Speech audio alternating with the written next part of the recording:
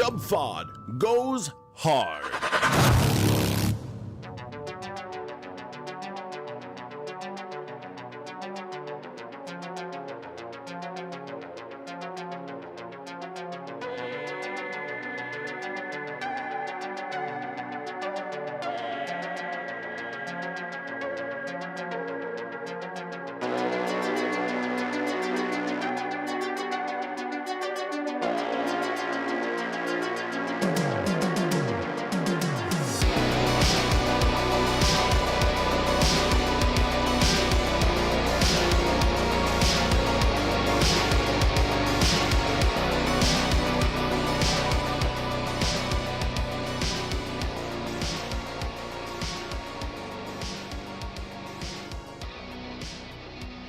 Guys, hello and welcome to this thing we call the Wfod. My name is Mike. I am joined by my good friend, Mr. Travis Hulse. He will be with us in just a moment. The phone number to contact the show is 636-487-HAND or WFOD show on Skype. Guys, we have one hell of a program for you tonight. So much going on in the world to discuss.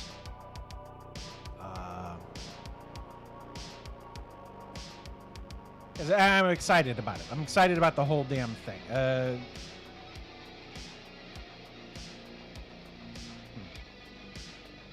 Travis. Yes, sir. Travis, I want to tell you about an invention I came up with that I'm pretty excited about. I do want to. We do have a guest that's coming on, so I don't want to get too far into it. You know what I'm saying? Yeah, for sure. But you know, there's a lot to get to, Travis. So much, a lot going on. Travis, I don't know if you saw it, but the hashtag boycott nabisco is big on Twitter right now. We were a couple years ahead of that. You know what's super funny about that to me is I had one of my boycott Nabisco tweets from however many years ago that was.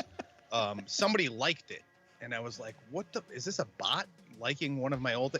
And then the very next day, you brought it up, and I was like, then I kind of dove into the new boycott Nabisco hashtag, and I was. Then I understand why somebody dug up my old boycott Nabisco. It's something about like they treat their workers bad, Travis. We were boycotting them because they let all the animals out of their animal cracker cage. Yeah, right. They were in cages on the animal cracker boxes. They said, "No way, we got to let these animals roam free," and we were not about that. So right, you can't just let them out. Same, but Travis, the cause is a little different. I get it. You know, they're animals. They shouldn't be in cages. I get it. But, like, if they're going to be around, we got to have something to keep them away from people. There's lions. Travis. Well, we're expected to give these things to small children. We can't be terrifying our small children with these uncaged lions. They're going to get too familiar, and they're going to think if they see a lion in the wild, they can just approach it. We can't have that for our youth. Travis, I have a suggestion for you. I was thinking about it the other day. Just take like an old sitcom set. You don't have to make a new one. It would actually be better if you didn't get a new one, if you had one that people knew about, and you just put bears in it and film them. Oh, so just like take the home improvement set and throw a big cage around it? Not even put a cage in it. I mean, like, it'd be funny if, like, you know, they went up into the studio audience and started eating the seats. I mean, like, don't put a studio audience in there, of course, because it's bears. And just film the bears. Just make the sitcom bears on a sitcom set. Maybe they'd sit on the couch. That might be funny. I feel like you'd have to cage the set in, because otherwise, who's filming this? They're not going to be able to be on the ground floor. It'd be like a hidden camera thing. You like just put set cameras around, and maybe maybe you can remote control move them. I guess you don't want the bears to eat the cameras. Certainly, you don't want bears to eat cameramen. That was my feeling initially, I guess, was that when you said use an existing set, I thought it'd be hilarious to like use the home improvement set, put a big glass cage around it so you can film through it. And after you're done getting all of your footage from the day, Then you go into the editing suite and you cut something together, and that is when you write a script for dialogue. And then somebody comes in, and then you got a bunch of voice actors, and they do the overdub for the bears that are walking around the set. See, no, I think that's too predictable. I think that this is more avant-garde. What I'm thinking, Travis. I mean, they'd probably both work, but I was thinking just have the bears. Well, I feel like this could be a two-pronged thing, right? So we get these cameras in there where these bears are trapped in the home improvement set. And I'm hung up on the home improvement set, by the way. That's what it's going to be. You think that's Tim's still garage, around? where he's working on that. Like, you know when Letterman did his last show, like that day, they bulldozed that set. Oh, they tore it down. I mean, like, he wasn't home before they were throwing shit in the dumpster. So I seriously doubt the home improvements. I mean, you could recreate it. Yeah, they're going to have to recreate it. It's long gone. But I feel like you could do two things, right? So it's a live feed, a la Big Brother. So that's your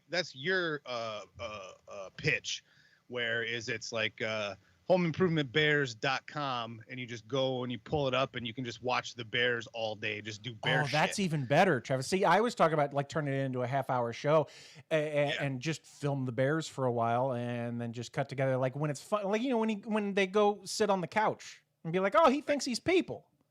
Well, and that's why I think that it's a two-pronged effect. Like, this is why it's going to be so mega popular, is that you're going to have that 24/7 live feed like the Truman Show. But then what's going to happen is once a week, studio people are going to cut together a show, and it's going to be like Lancelot Link's Secret Chimp, but it's going to be Home Improvement Bears, and they're going to do overdubs. So you get best of both worlds. You get an actual sitcom once a week, and then you get a live feed of the bears in the home improvement set. Can we, I guess now I'm thinking I want a live studio audience, Travis, because it would be funny if like there was just a guy like back there going, like to see if he's going to, you know, open the refrigerator or just like push it. I think a live studio audience could definitely work as long as you, like I said, if you put like one of the like those glass cages that they have in zoos, so you can like look at the lions and tigers through the glass. I feel like that's probably the way to do it, is to just glass cage the whole thing in, and then you can have a studio audience. But I think the problem with that is I think the noise from the studio audience might sway the bears in their actions. Oh, you don't want to do that. No, you want the bears to be all natural. Well, Travis, I'm glad we talked about this, but guys, we do have a guest. Guys, our guest tonight is the founder of Ambrosia Interior Design, the subject of the Dirty John podcast and television series, and now author of Surviving Dirty John, My True Story of Love, Lies, and Murder on bookshelves August 31st. Debra Newell is on the program. Debra, how's it going? Are you doing okay over there? Yes, it's going well. I'm a busy girl these days. I would imagine. You're an author now. This is probably a really exciting time for you, I imagine.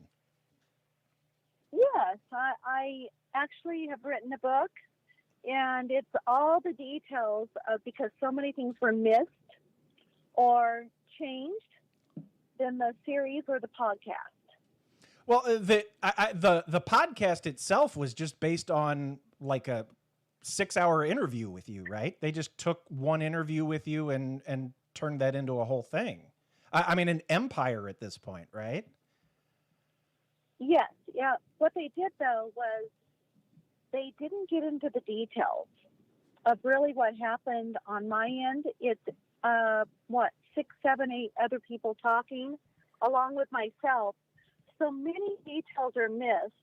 The fact that I was in hiding for 7 months, the fact that I went to 4 police stations, just many, many, many different details that weren't brought up.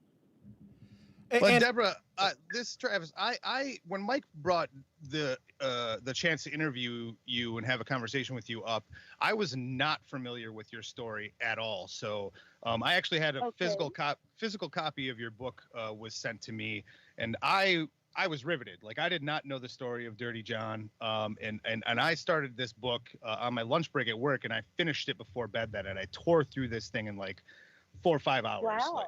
Yeah, I mean, it Wow, was good for you. it was an amazing read, and your story is I hasten to say it's like a crazy circumstance and a series of events, but it was like I couldn't stop myself from turning the page to see what was happening next because I had no idea what was coming. And what exactly was it? Because there were so many details left out in the other media. Is that why you felt you needed to write this book? Because I feel, putting yourself out there and bearing pretty much your life story when it comes to relationships and your family. I mean, you're exposing a lot of yourself. Like, did you feel like you had to do this? I do. One thing that I've gone through is after the podcast came out and then the series came out, there were so many women that were reaching out to me and saying they felt like I had a voice for them. And there are so many different elements involved in what I went through that I didn't understand at the time. But one thing that I researched, for instance, John was 100% a psychopath. He checks every single box, which is 20 of them. There's 20 boxes? 20 boxes, and he checked them all. Wow. There's also something called love bombing that I knew nothing about. I also bring up red flags, coercive control, which is a terminology that I never knew anything about.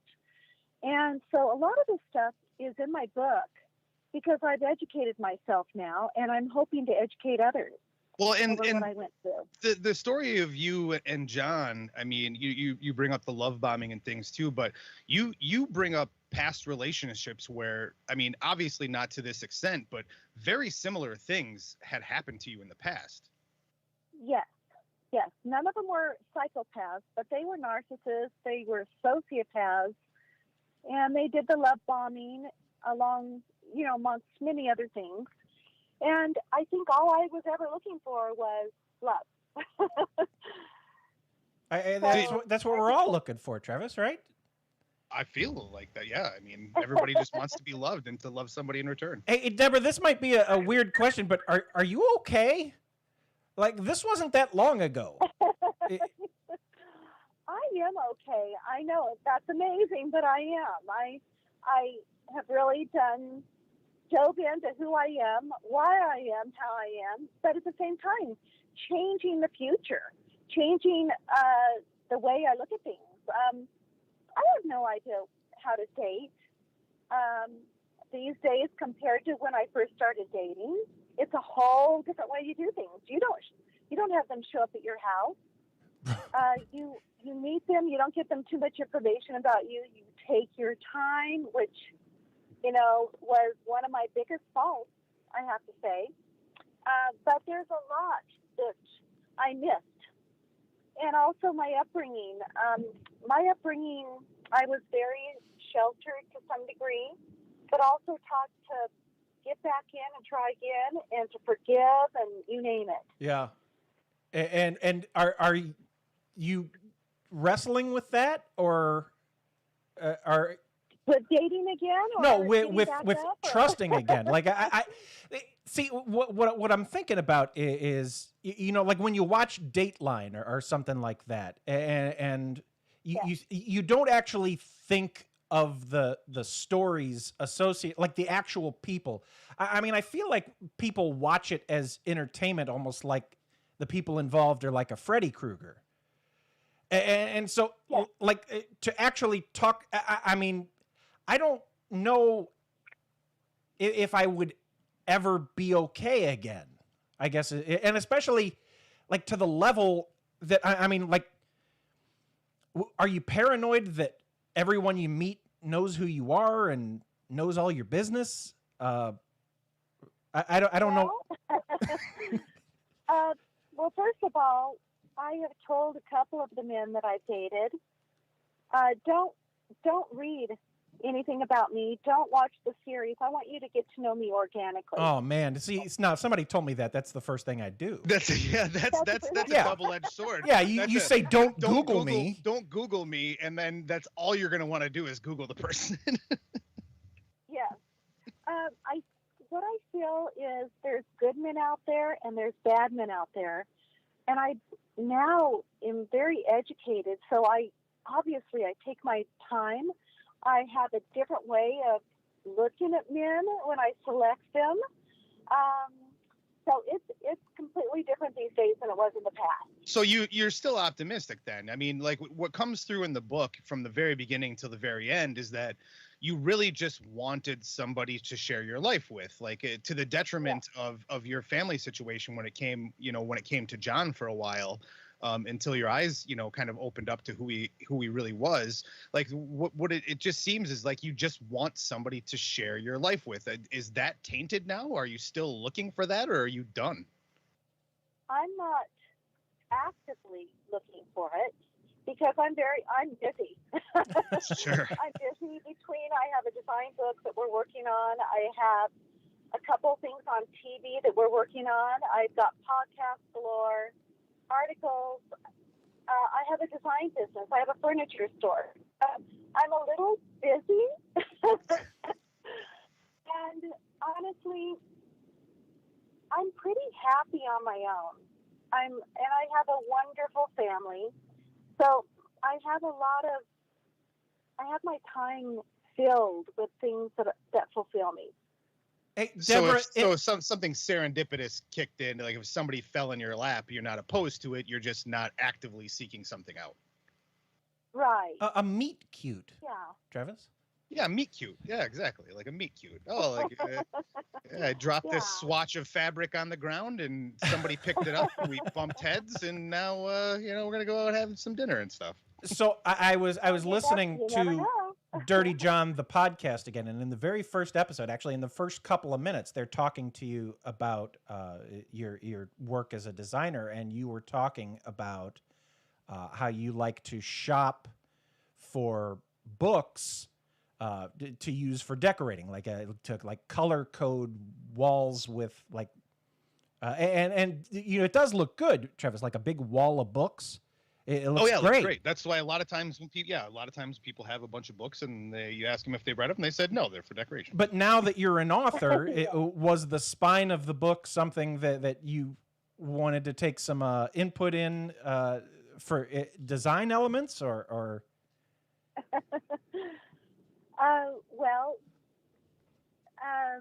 So as far as design is concerned, obviously you look at just the color, but now I look inside of the person. Oh, was that a metaphor, Deborah? See, what I am, Deborah, I'm a simple man, and so I was taking that to actually mean what you were saying, that you buy a bunch of books. But that was a metaphor, Travis. Now I feel like I'm a big goof. You dumb shit, Mike. So coercive control is kind of the thing that you keep coming back to, and that's not like a term that I think a lot of people are familiar with. Can you kind of tell people what to look for? Or yes. Well, first of all, I went to 4 police stations to try to get John arrested or something because he had a major criminal record, and I couldn't do that. And they would all look at me. Well, do you have a mark on you? And I said, no, I don't have a mark on me, but you have no idea who this guy is. I'm afraid if I leave, he's going to kill me. Side question, said, Deborah, you met him like 2 days after he got out of jail, right? Yes, but I had no idea. I thought he literally had gotten back from Iraq.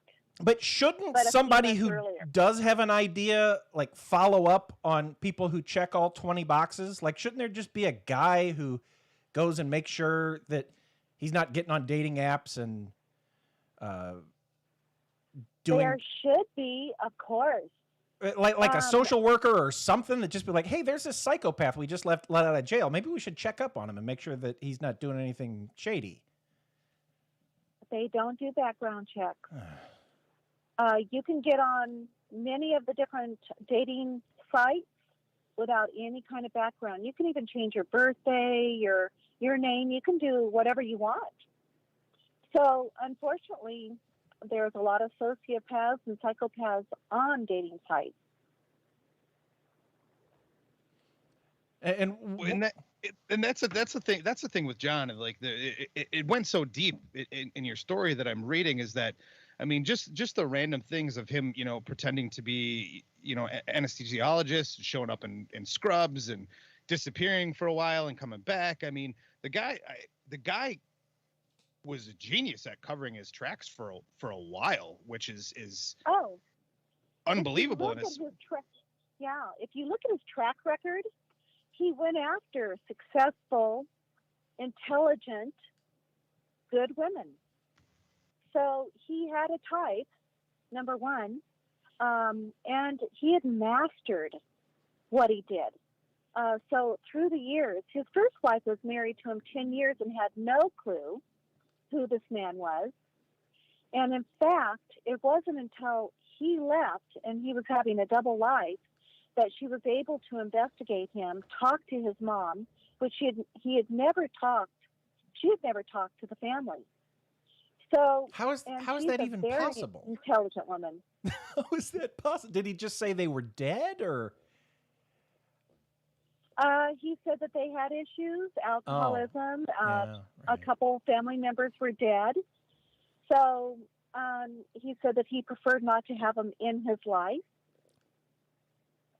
And I guess if you say that from the very beginning, you're not going to really even question that. I mean, if you're right up front about that and say, hey, as we're getting further along in our relationship, is like, my family and I are, we don't talk, we haven't talked, and they're not going to be part of our lives. So let's forget about it. Like, why would you question it? I guess.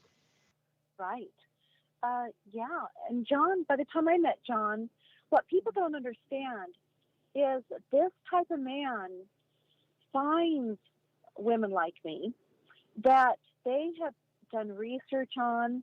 They know what to say, what to do, how to make you fall in love. What they do is they love bomb you.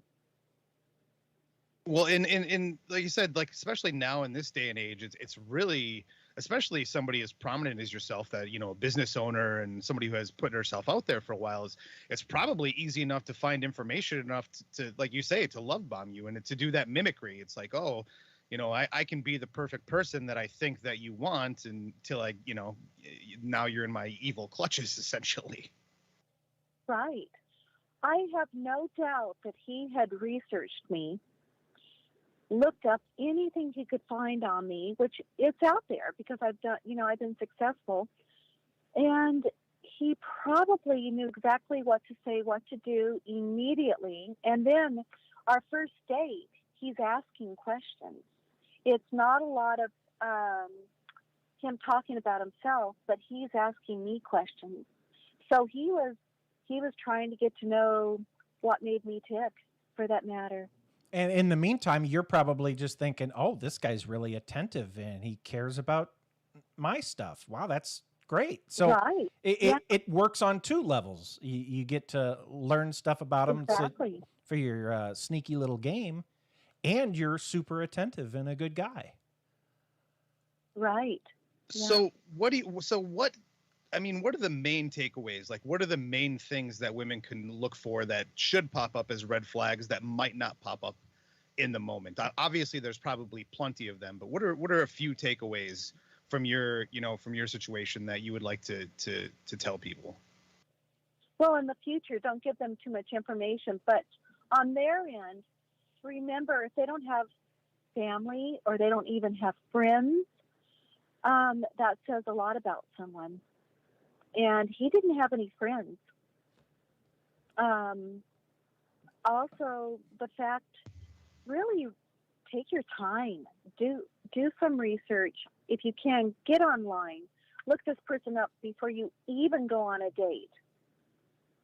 So with John, there were so many red flags that I missed, and it was because he was love bombing me. He was telling me what I wanted to hear, and I was falling for him. It's a Prince Charming has come into your life, and you hate to second guess that. Right. Yeah. I have to ask you. I don't know if Mike has anything else, but I really have to ask you. I would beat myself up if I didn't. Is how is your daughter? How is Tara recovered from this? Because she went through just the most horrible ordeal. I mean, I can't even. Especially because she was in in the picture, but she was kind of on the outskirts and then just got brought in at the very end to really kind of the pinnacle of this whole awful situation. Has she been able to come to terms with everything and move on? Well, interestingly enough, she was the last person that we thought he would go after. We never imagined Tara. So it was a shock from that standpoint. But for Tara, she has PTSD, and she is very, very open about it. She posts when she's having a hard day or if she's having a great day, but she's made it very public. She's also studied and studied and studied everything she could know about literally PTSD and narcissist, gaslighting, all of the above, anything to do with a disorder, a personality disorder. And she's really helping women out there. So I'm really proud of her, but she does suffer from it. And it's sad at times to watch her have a episode. Of course. I mean, something like that is obviously you're never going to necessarily get over. You're always going to be battling it. But I'm glad that she's been able to use her situation and help other women. Is the puppy still with her? Is he old? Is he still around? Oh, that's well. Doesn't sound good, Travis. 5 days ago, he was only 8 years old and he died of a brain tumor. Oh, no. Just 5 days ago. No, I'm so sorry.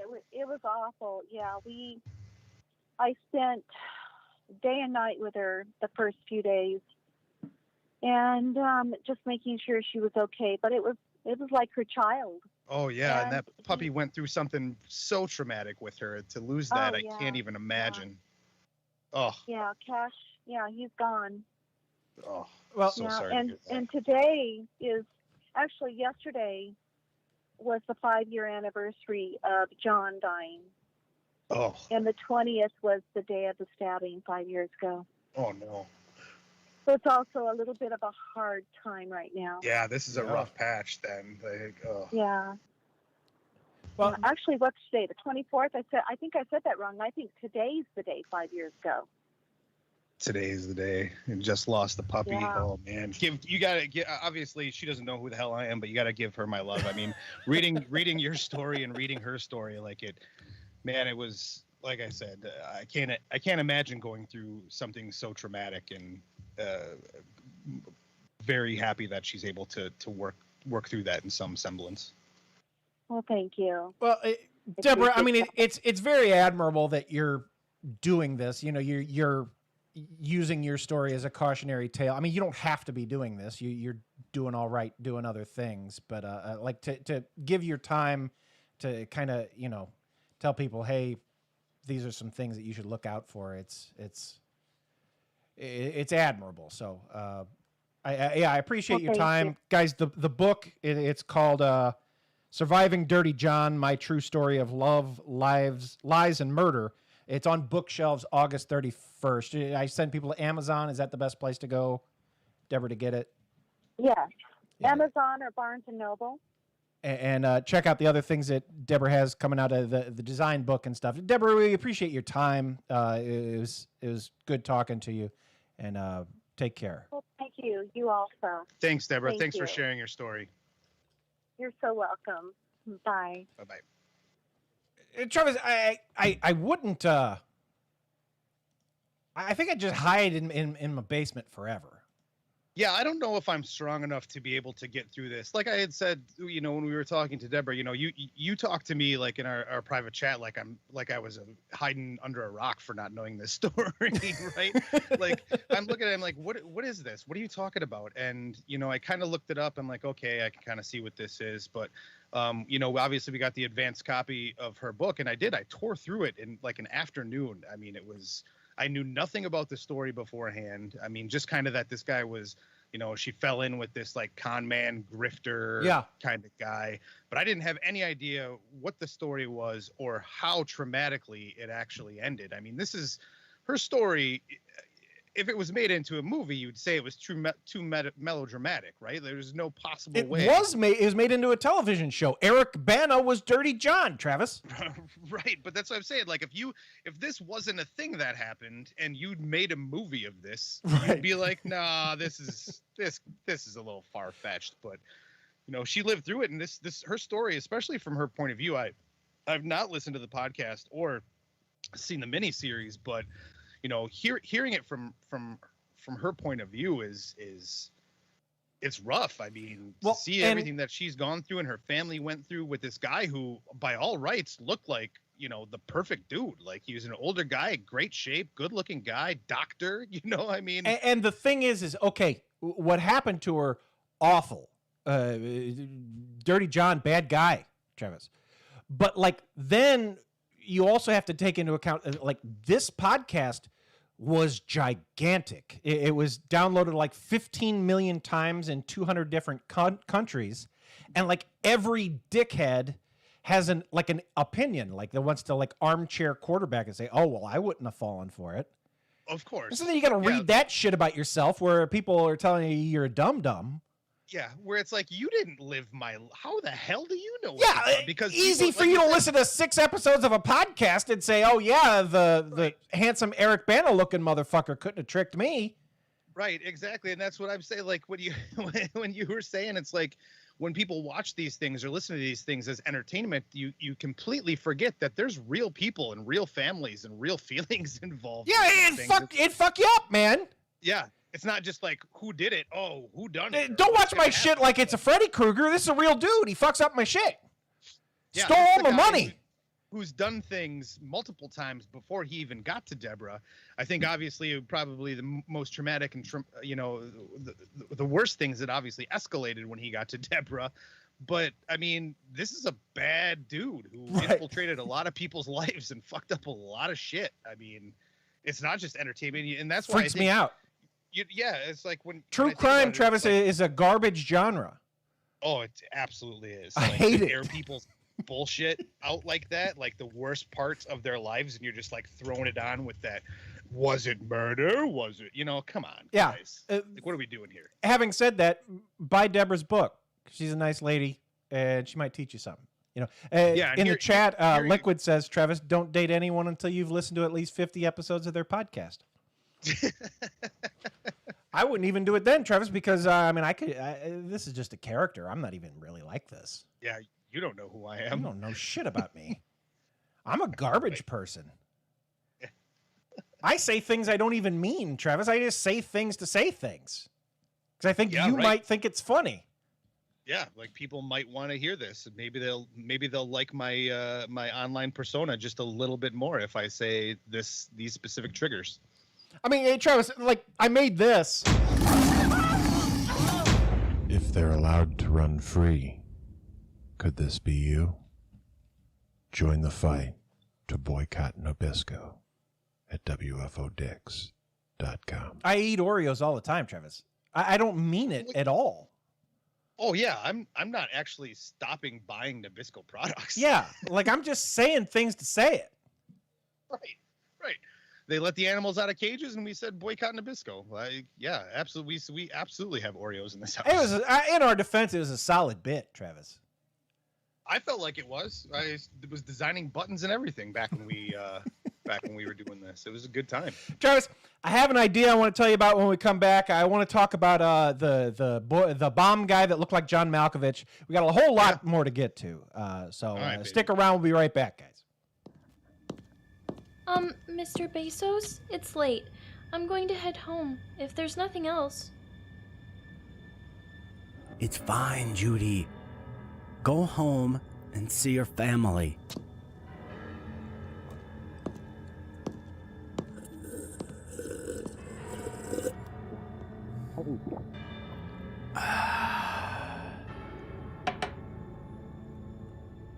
Alexa,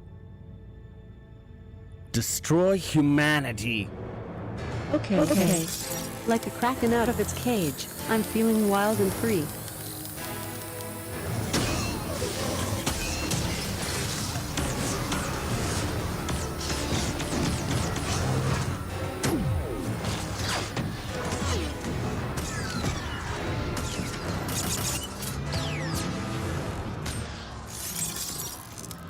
Alexa, don't hurt us. Sorry, I don't know that one. Hey, what it is, man? It's your boy T-Pain, and this is WFOD.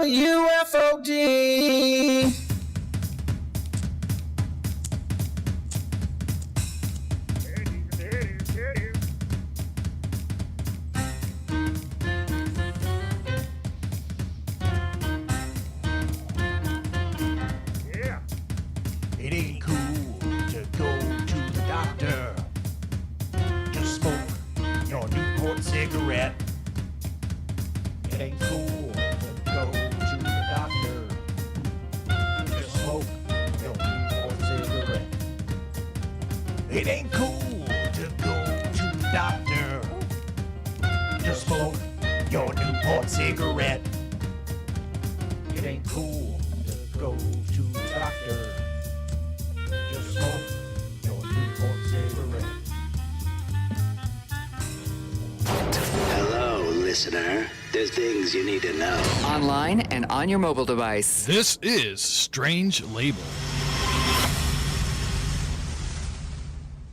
Is my microphone on? Can anyone hear me? Once again, WFOD.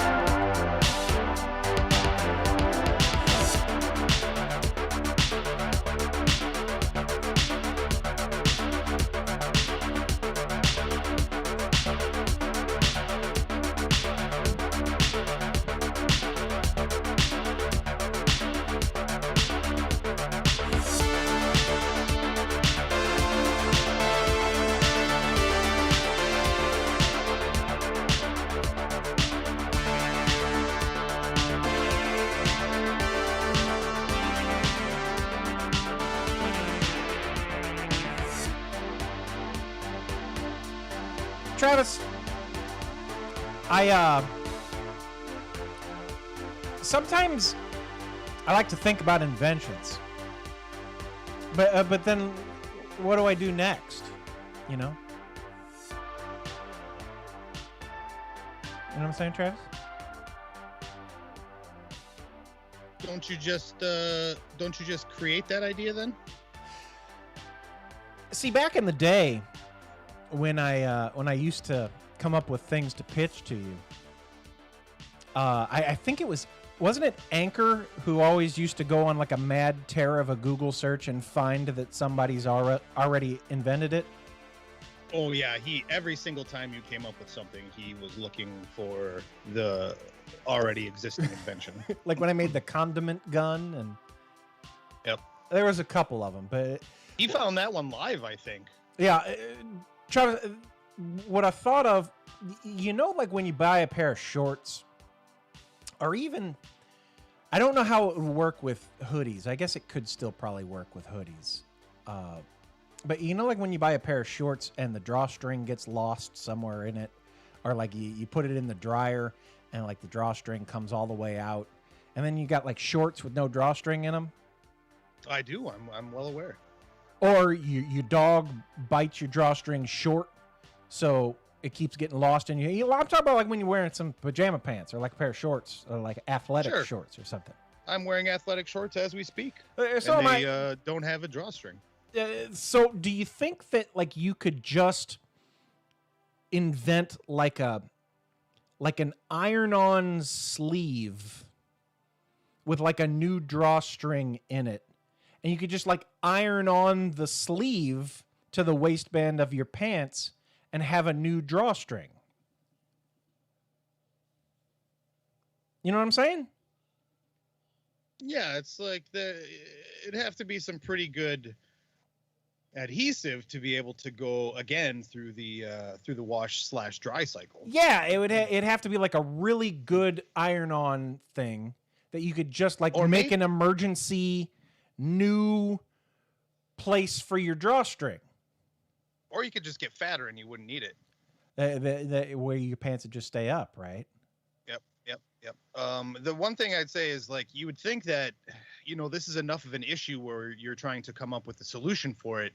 You would think we'd all be smarter once that happened the first time, once we go to wash the shorts or, pants or whatever, that we would like tie the drawstring. So yeah, that's not bad. Just remember to tie them. I don't do any like maintenance before laundry. Like I just take it straight out of the basket and I just dump it right in the wash machine. Yeah, and I'm never going to change, Travis. No, nothing gets turned in right side out, or it's all just right from the hamper all together directly into I the should wash check my pockets for masks and coins, but I don't. Loose change, your cell phone, that kind of thing. Right. I don't do it. I dump it right in the wash machine and I throw some detergent in there and I close the lid. Yeah, and I have a couple of pairs of shorts that, when you bought them, they came with their own personal belts. And, if a guy was smart, he would pull the belt out every time he washed them and then put it back in. But, those shorts go directly into the wash with the belts that came with them. So I can't be bothered. Travis, a gentleman on Twitter, have you seen that Pepper guy? The Pepper guy that no. interacts with us occasionally? I think he's one of Jody's friends. But he told me he told me for like 6 months that he was going to listen to the show, and he finally did. And he said, "Oh yeah, it's really good." And he said without us asking, he sent us a new theme song. You want to hear the theme song that Pepper made for us? Oh yeah, I'm always happy to hear listener submissions. I think you're really going to like this, Travis. I bet. WFOD with Mike and John. WFOD. They try not to suck.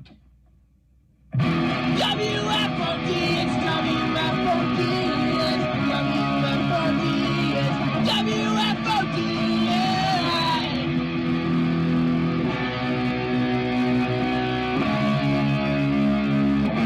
Listerine, it's a podcast.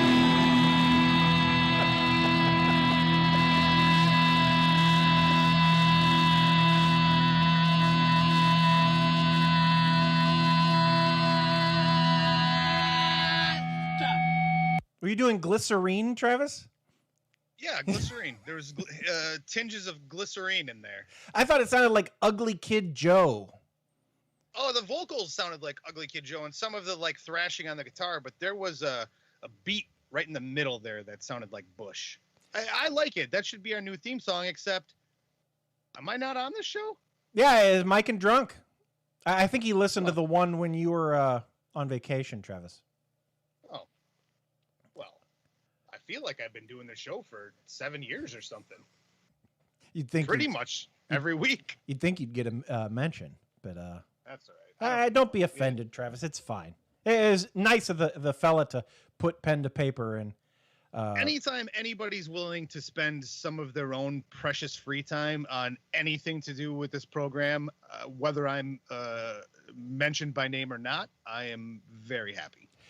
Travis, I responded to what I thought was just like a simple, innocent Twitter thing where somebody was talking about how a lot of Eminem's music doesn't hold up. Sure. And they were asking why they thought that was, that like people aren't driving around listening to Eminem now, or like I am old Eminem now. And I responded to it just that, like, kids don't know who Chris Kirkpatrick is, and Right, the Christopher Reeves died Moby. 17 years ago. And so like us 40-year-old dudes, I mean, I've paid money to go see Eminem in concert twice. Yeah. But like you're not asking like why 40-year-old Mike isn't listening to Eminem, because You're asking why everybody else. yeah, every now and then I'll be nostalgic, be like, fuck it, let's put on the Marshall Mathers LP. It happens. Yeah, or the Eminem show. I love that album front to back. But like I know who Christopher Reeves is. And Sonny Bono. And Sonny Bono. And Monica Lewinsky and all that shit, right? I get it. And so like, you know, when kids listen to it now, 18-year-old kids were born like 2 years after 8 Mile came out, Travis. Right. They're like, who the fuck is Dick Cheney? And what do you mean about the shotgun? Right. They say, oh, we don't like George Bush. Why? He just paints. He paints pictures of dogs, Travis. What are we mad at him for? Yeah, he's just a retired president who likes to paint. And so... Yeah, I mean, like, so people have been responding to me for like weeks. It's like my most popular tweet ever, Travis, and I don't understand why. Just because you said that the references are dated? Yeah, the references are dated. Like 18-year-olds don't know who Chris Kirkpatrick is. That's what I said, and people are like, "That's legitimate." Well, people can Google it, but like, yeah, but they're not going to. People are not listening to music so they can go and do homework. Yeah. People are like, oh, I wonder what this old dude is talking about. I should go back. Like people didn't like when Elvis shook his ass. Wow, I learned something today. Eminem has taught me a lesson about music history. Right. That'd be like me listening to like old school country and to have to Google what the hell Conway Twitty was talking about in 1960 something, you know? Like, But you don't have to. Enough to look that up. Yeah, you don't have to, because I mean, like, you don't have to like figure out what Journey's singing about and Don't Stop Believing, because they don't make any fucking references to shit going on. They're just like, right. It's just songs that remain in the zeitgeist. They're classic rock because they're timeless. It's songs about loving and pussy and beer, right? Right. The first few, I mean, absolutely the first three Eminem albums heavily planted themselves in the year that they were made. I mean, there's not a track on those albums that don't say, you know, we're being made in the early 2000s, you know, or late 90s. Right. And I can listen to that and enjoy it because it was from a time that I enjoyed. You lived through it. You knew what the references were then. You know what the references are now. But like if you're driving around in your car playing it for your kid, and you're saying, hey, this is rockin' good stuff, your kid's not going to give a shit. Your kid wants to listen to Imagine Dragons or whatever your kid wants to listen to. Right. Just like when we were kids, we didn't want to listen to whatever bullshit our parents were trying to play. Mike and the Mechanics. Get the fuck out of here with Mike and the Mechanics, Dad. I don't care.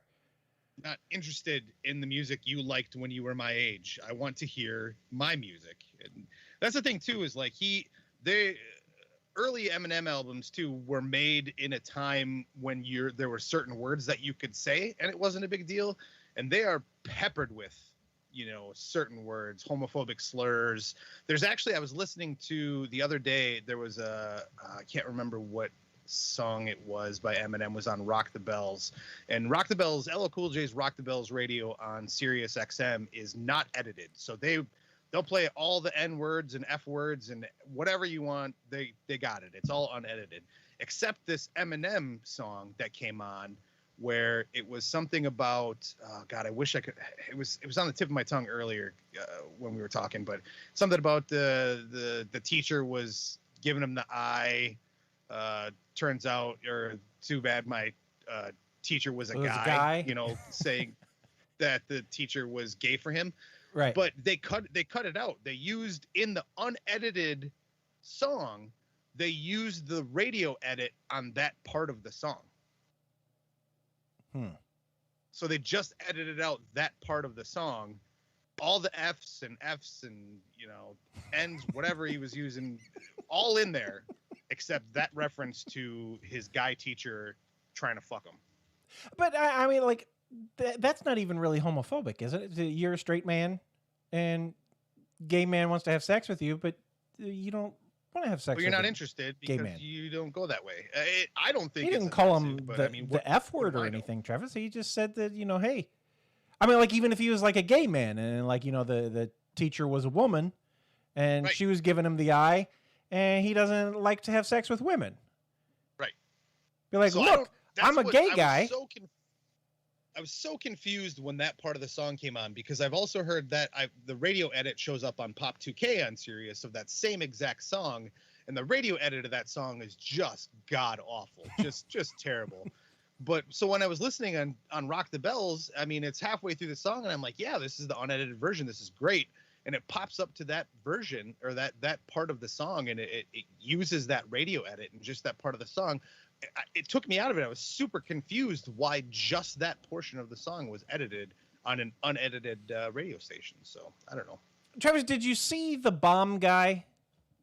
The crazy bomb guy? That he was a big deal for about 6 hours, right? What was really weird, Travis, is like we didn't know that bomb guy had a fake bomb. And was it fake? Yeah, it turned out to be fake. I think they said, and like when I saw bomb guy take off, I believe Ethan Embry was really big on it on Twitter, and like Ethan Embry was my news source for a while, Travis, because Ethan Embry was the only one reporting on bomb guy, and I'm going to Fox and CNN and like all the Sirius channels. I was at work at the time trying to find out more about bomb guy because they had video. I mean, the guy was live streaming and like showing that he had big bags of pennies, because if you blow up the bomb, then the pennies go everywhere and fuck shit up. Shrapnel. And I was like, oh my God, this is a big deal. How come nobody's talking about this? And I couldn't find anything out about it. Do you think that they knew that bomb guy was a hoax? Because otherwise, why were they not talking about bomb guy?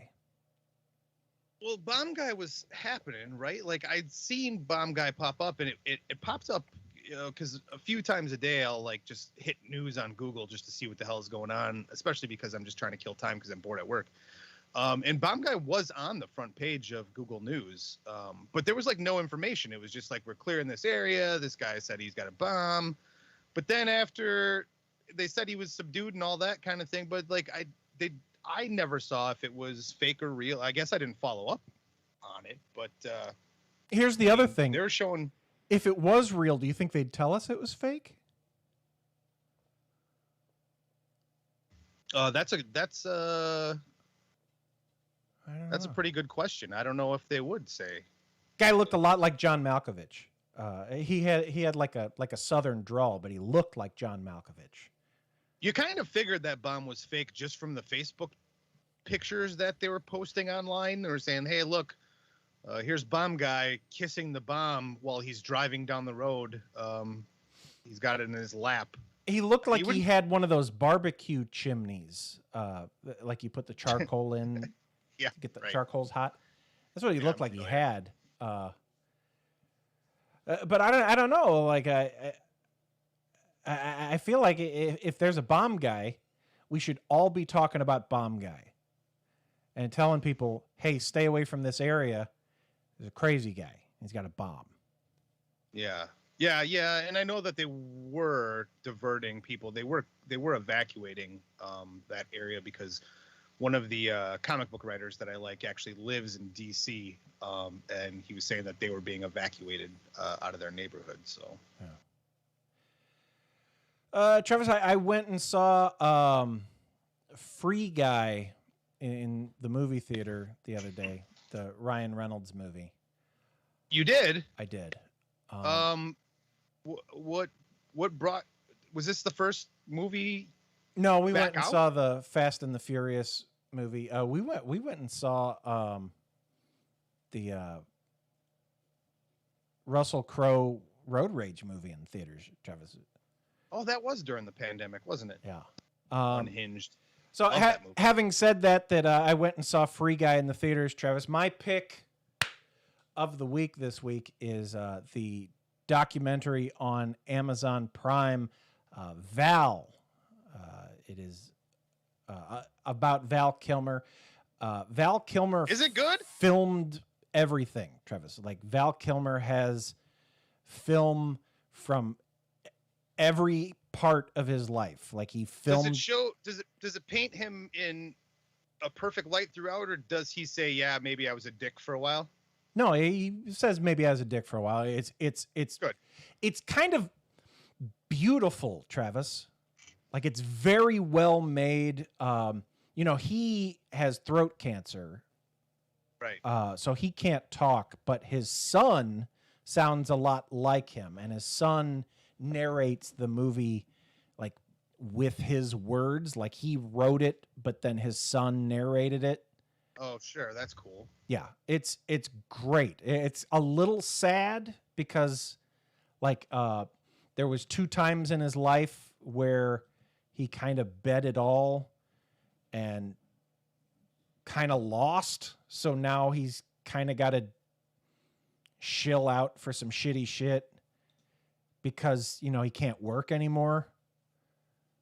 Like, I don't know if you remember, but he went on tour doing like a Mark Twain thing for a while. His one man show, Mark Twain show. He put all his money into that. Yeah, he paid for all of that. Right. And he was like, okay, I'm eventually going to make a Mark Twain movie and it's going to be fucking awesome. And then he got fucking throat cancer and couldn't work anymore. Right. So yeah, he's broke now, which Well, sucks. I'm glad. I almost read, and I probably still will even after seeing this documentary, is I was just browsing the library, and he just last year, I think, released a biography of himself, and I almost picked it up, and then I didn't. I was like, I know the movie's coming out.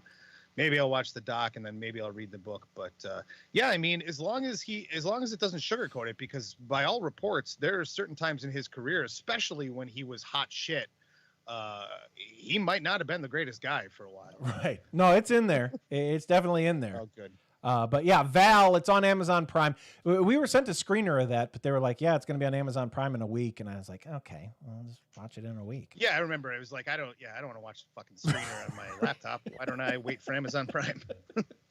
Well, we can watch it whenever we want in a week. Right. Without the watermarks. It's not like they were offering us Val Kilmer that we had to prep for an interview. So that would have been great.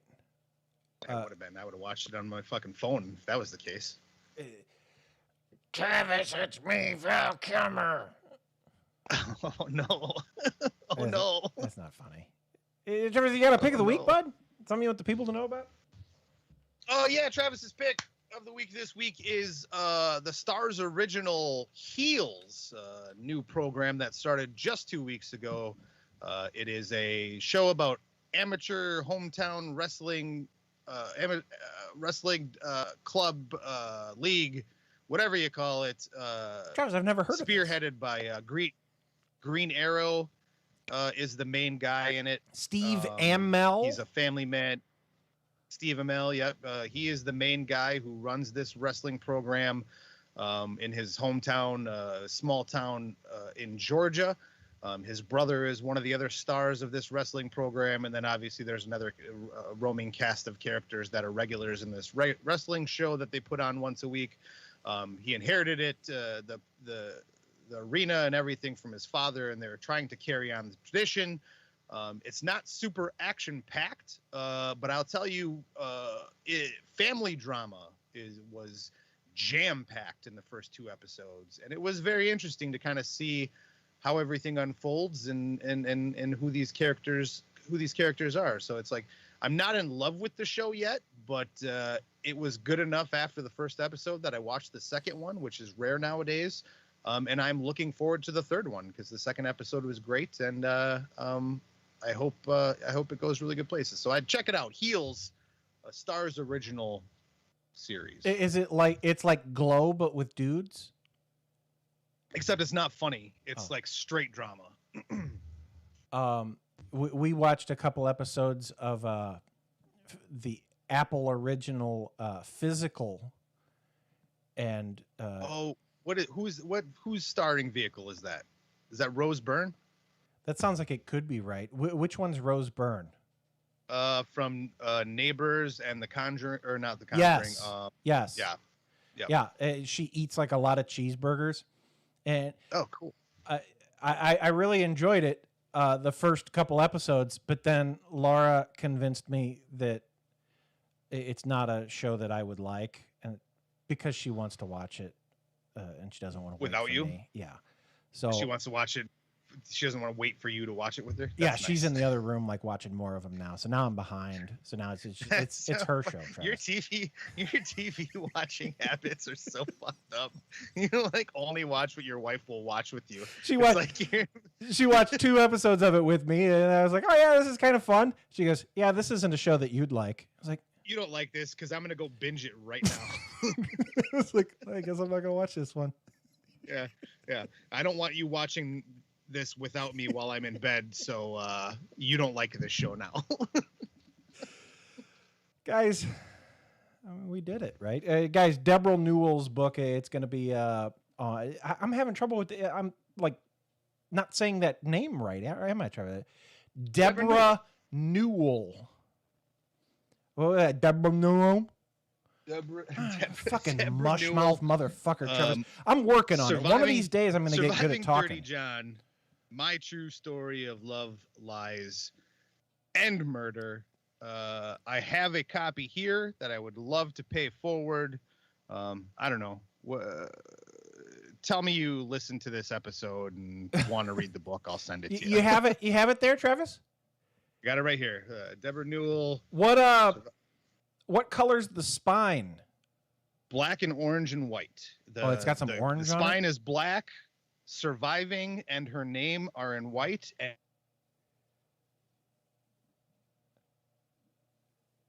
Travis cut out, guys. Travis is gone. What? Oh, you're back. Ridiculous. Guys, we did it. I'm not going to look a gift horse in the mouth, Travis. I mean, we were done anyway. We might as well not do a whole thing. It is a good-looking cover, right? Yeah, it looks pretty good. It's pretty good. There's a spine. Lightly used, because Travis tore through it in a day. Didn't have time to fuck it up. It looks brand new. It's all yours. Guys, we'll do it again next week. Thank you. Bye.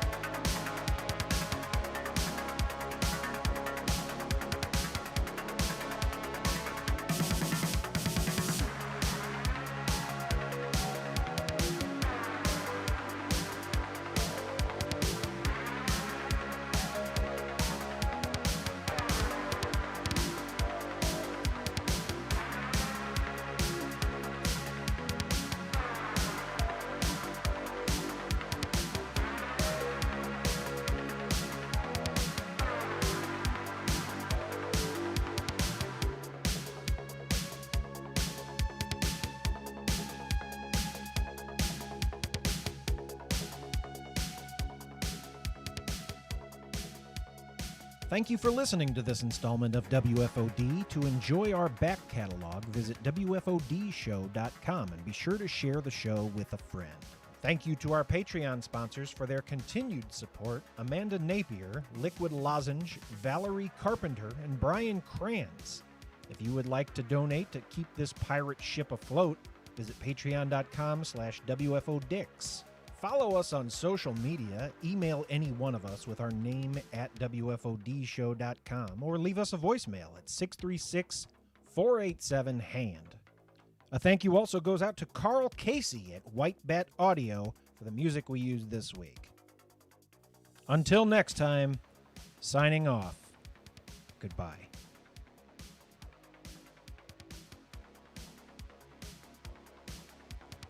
Travis,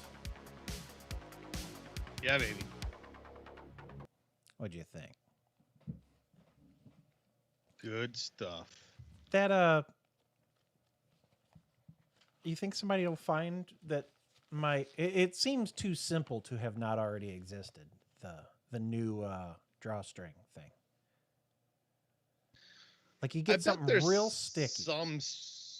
I bet it's probably not an iron-on. There's probably a tool that exists to help you pull a new drawstring through the existing hole. But that's a lot more work than my thing. What I'm banking on is that folks are lazy. I've never seen the tool, though. Maybe it's not. Who knows? But I mean, there's a lot of motherfuckers out there wearing pants with drawstrings in them. Yeah, we're a fat fucking people. Yeah, that is true. We love our McDonald's and not exercising. Last week I told you about my my McDonald's experience, Travis. There's an update on that. Yeah.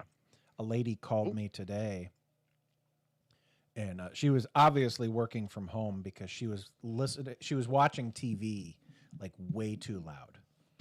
And it's weird to get a call like of a business nature from somebody who like has the TV up really loud. Yeah, that's just like when we have Zoom calls at work or teleconferences at work and you hear somebody's dogs barking in the background. It's like, man, this is... But I mean, I get that. Right. Dogs bark. I was on a conference call, a Zoom call. Was it this morning or was it yesterday morning? And I swear the call was pretty much over and it was like a Q&A session towards the end and somebody must not have muted their microphone. And they were watching like a Chris Rock, or not a Chris Rock, like a Chris Tucker movie. I don't know if it was like Money Talks or if it was like Rush Hour or something, but all you could hear in the background is Chris Tucker being like, "Oh man, oh no, man." And it was crazy. I had to like shut the call off because I'm like, not only am I done with it, I don't have any questions, but I can't listen to these people trying to talk with Chris Tucker shouting in the background. I mean, like if you're at home, working from home and your dog barks, okay, you can't really control that. Your dog saw a UPS man or something. I get it. But like, if you're about to make a call, just turn your TV down. Especially if you're making the call, pause it. Mute the damn thing. Right. Just pause it for a minute. Like Judge Judy will be there when you get back. That just tells you how interested they are in actually talking to you and trying to remedy a situation. Yeah. She asked for my address and she's going to mail me some coupons. Did she say what kind of coupons? No, I guess I'll find out. Maybe a free breakfast sandwich? I hope so, Travis. I hope it's something. That'll be the next update.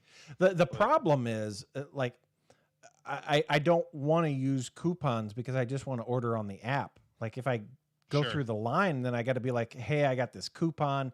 And, like, really, I could just order from the app and then, like, they'll just hand it to me and then I don't have to talk to anyone. Well, don't you think there's got to be coupon codes on the coupons that you can put into the app, like applied discount code? I hope so. But I found some cardboard in a salsa that I really enjoyed. It's like a pico de gallo months ago. And I contacted them via their website and be like, hey, look at this. There's cardboard in my pico de gallo. What's happening here? And I wanted to make it like a Twitter thing to see if it could be like the Shrimp Tails guy and his Cinnamon Toast Crunch. You know, we never got the conclusion of that because he got Me Too'd and he got canceled in the middle of his Cinnamon Toast Crunch thing. Yeah, we never got to find out the end of it. Yeah, he's just like, I don't need this shit. I don't have to give you guys cautionary tales. I'll just fuck Topanga and chill. Right, which sucks because it's like a cliff. It's like the season finale, season 2 of Carnival, where it ends on a cliffhanger and they never made it anymore. Right. So now we never get to hear the end of Shrimp Tail's story. Like, I mean, like, okay, if he was a dick to you in the workplace and he's a bad guy, fine. But at least get Topanga to tell us what happened with the Shrimp Tails. Yeah, somebody needs to tell us what happened with the Shrimp Tails. Like, I didn't do anything to you, Jensen. Tell me how the Shrimp Tails thing ends. Right. Maybe we could just DM him and be like, hey, dude, I know things are volatile online for you. What happened with the fucking Shrimp Tails? Yeah. I have his email, I think. Maybe Maybe I can email him because I mean, let's get him on the show. I mean, if he's not tweeting, he's probably not going to do the Wfod, you know. That's probably too. But anyway, yeah, it's a cardboard in my Pico de Gallo, vacuum sealed, and like, what's happening here with my Pico de Gallo? And they were very nice, and they emailed me, and it was like somebody specific with their name and their picture, and they were like, "This is so crazy. I'll get this to the right parties. Blah blah blah. Give me your address. I want to send you something." And they sent me like $25 gift card. So it was like I didn't find a nail in my Pico de Gallo. It was just some cardboard, probably from whatever crate of tomatoes that they put in there. So I was like, I thought that was very nice. So I deleted the tweet because I didn't want them to get any negative Nancy's. Good form, Travis. That's good. Good way to go. So, guys, if I hear anything back from Jensen about what happened with the shrimp tails, I'll let you know. We get to people before this stuff. That's Jensen Carp. Yeah, that's how we Wheeler stay Walker ahead of it. Jr. You know, in my wife's car, she doesn't have Sirius XM, so I have to listen to FM radio. And I was listening to the local alternative rock station, Travis, and they said new music from the record company, and like started playing a new record company song, and I was like, oh wow, they just like play the record company on the radio now. That's weird. Oh yeah, if you follow them on like Facebook and shit, like they're all over the place. Yeah. They're getting big, and we talked to them in what, like 2014? Probably can't get a hold of them now, Travis. No, not a fucking chance. All right, ending the show. We did it. All right, I gotta go make sure that my wife got home and put my kid to bed because he's got school starting tomorrow. So, bummer. Yeah, she was out with work people, and she said she was gonna be home by 8:30. But when I went upstairs at 8:30, she wasn't home. So I need to make sure he's in bed. Okay, bye. All right, we'll talk.